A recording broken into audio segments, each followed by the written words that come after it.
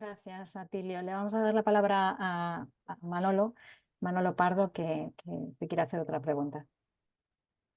Muchas gracias, Atilio, y desde luego llama poderosamente la atención cómo el discurso de los derechos humanos y del derecho internacional, que durante un tiempo fueron, digamos, instrumentos utilizados por la propaganda de las dirigencias y tal, hoy prácticamente ha desaparecido. Ya no se habla de los derechos humanos y a nadie sorprende. Pero bueno, en cualquier caso, la pregunta era la siguiente, que sabemos que la Federación Rusa ha dicho con mucha claridad que su supervivencia está fundamentada en la disuasión nuclear. Pero Estados Unidos continúa provocando a Rusia hasta el límite de la guerra nuclear. ¿Qué consecuencias crees que puede tener esto, Atilio? Gracias. Gracias, Manolo. Mira, yo creo que, a ver, Estados Unidos está muy empeñado en llevar hasta el borde situaciones críticas. No nos olvidemos que el objetivo de ellos fundamental es acabar con China. Cuando digo acabar, digo postrarla económicamente, socialmente, no digo que vayan a llegar mucho más allá que eso. No pienso en que Estados Unidos se le ocurra a algún general loco disparar un artefacto nuclear en contra de China. Pero evidentemente que China es el enemigo a vencer, lo dicen todos los documentos oficiales del gobierno de los Estados Unidos. Ahora bien, dependerá mucho de cómo evolucionen estos acontecimientos.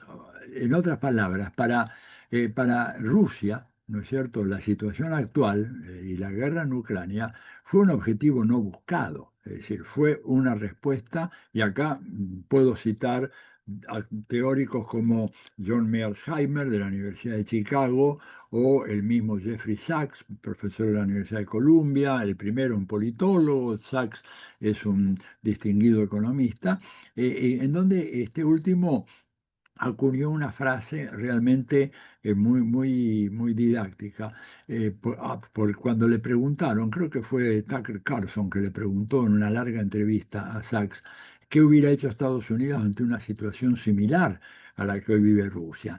Y Sachs dijo, mire, si en Estados Unidos se hubiera producido una situación en donde pongamos en la frontera sur, en Tijuana, México, se hubiera constatado la presencia de tropas chinas o rusas, o planes de México para atraer tropas rusas y chinas y colocarlas en el borde, en la frontera entre México y Estados Unidos, la Casa Blanca no hubiera demorado 5 minutos en invadir a México y derrocar al gobierno que existía en ese momento en ese país. Dice, lo sorprendente del caso es que Putin se tomó más de 2 años, ¿no es cierto?, antes de llegar a una situación como la que en Estados Unidos se hubiera producido en 5 minutos.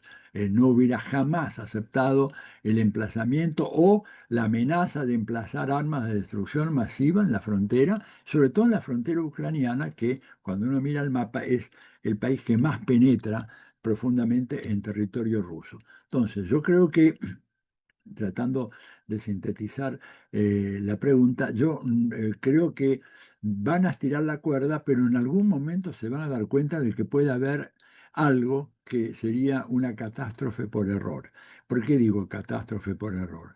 Porque los que van a decidir si se toma una represalia ante una amenaza proveniente de un tercer país, digamos, si Rusia siente que Estados Unidos la está atacando y la está atacando con una batería de misiles nucleares, la respuesta ya no va a depender de Putin, ni de Medvedev, ni de ninguno de los miembros del gobierno de Rusia. La respuesta la van a dar las computadoras, las laptops, los servidores que de alguna manera detectan qué es lo que viene, suponen que pueden saber cuál es la carga atómica que tienen o no tienen, si es un misil nuclear, si no es nuclear, a qué velocidad viene, etcétera.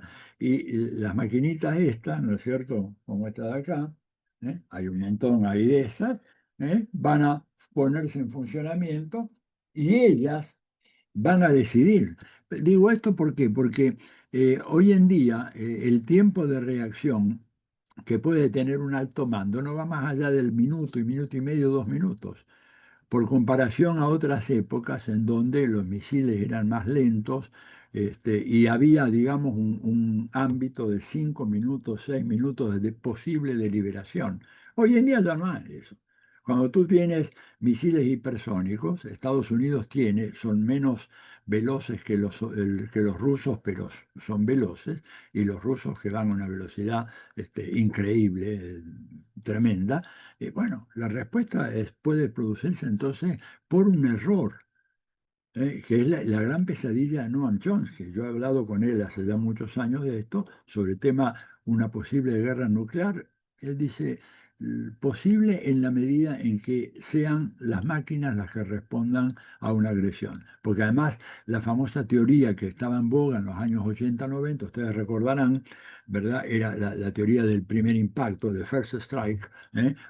Uno propinaba el primer impacto en contra de la Unión Soviética en aquella época, y la Unión Soviética no tenía capacidad de responder. Hoy en día, aún potencias nucleares menores como Corea del Norte tienen una fenomenal capacidad de retaliación. No hay, se acabó la idea de que si yo golpeo primero el otro ya no responde. No, no, no, no, va a responder igual y va a ser un fenómeno catastrófico. Yo quedé muy impresionado por este estudio que hizo el programa de Ciencia y Seguridad Global de la Universidad de Princeton, que hicieron un análisis, ¿no es cierto?, de simulación sobre qué pasaría con una guerra nuclear entre la Unión Soviética, no, entre Rusia y Estados Unidos, porque permanece la lógica, ¿no?, de que el enemigo soviético, etcétera. Bueno, el cálculo que hace esta gente, que son científicos muy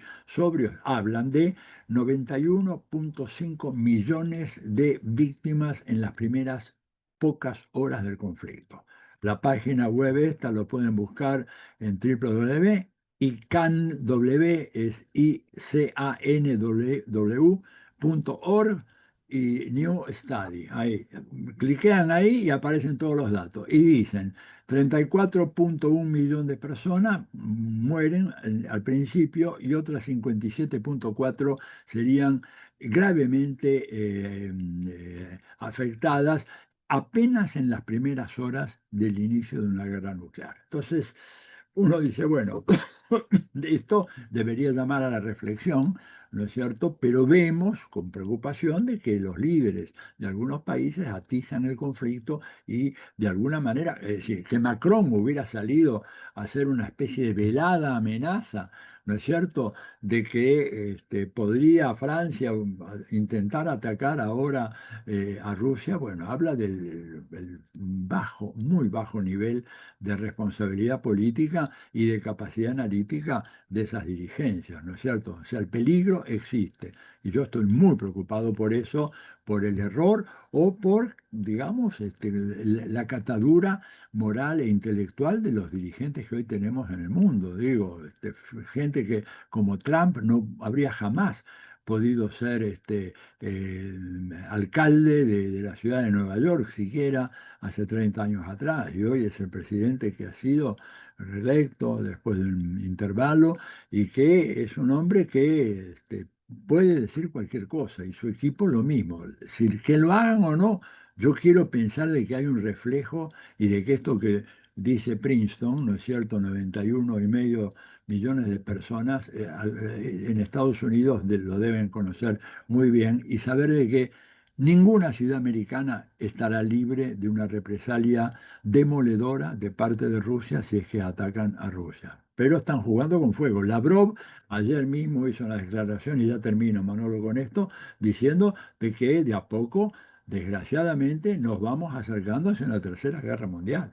Y no va a ser una guerra de trincheras como fue la primera, digamos, ahí, sobre todo si personajes irresponsables llegan a tener a su alcance de su mano el botón nuclear. Pensemos Zelensky, que el gobierno de Estados Unidos de alguna manera para apropiarse de Ucrania y las tierras raras y todo lo demás, le da a Zelensky capacidad para disponer de un arsenal nuclear. Ese hombre me estremece a mí la sola posibilidad de que él pueda llegar a tener esa potestad en sus manos. Entonces va a depender mucho de todo eso. Por ahora tenemos, y termino con esto, los factores de moderación hasta ahora en el conflicto internacional están siendo Putin y Xi Jinping. Y los factores de desorden y de caos y de complicación es el liderazgo occidental, ¿no es cierto? ¿Cuál fue el papel que cumplió Joe Biden, ¿no es cierto?, en momentos en que al mes de la ocupación militar de Ucrania por Rusia estaba produciendo un diálogo ya en Estambul y estaba a punto de firmarse un acuerdo que hubiera terminado la guerra? Biden pega el telefonazo y le ordena al borrachín aquel de Boris Johnson, que era un tipo, un enfermo, un alcohólico terminal, diría yo, que se vuela, se toma un avión, se va a Estambul y le dice a la delegación ucraniana: no firmen, Estados Unidos va a darles las armas, van a poder ganar esta guerra. Y ahí se abortó una posibilidad, ¿verdad?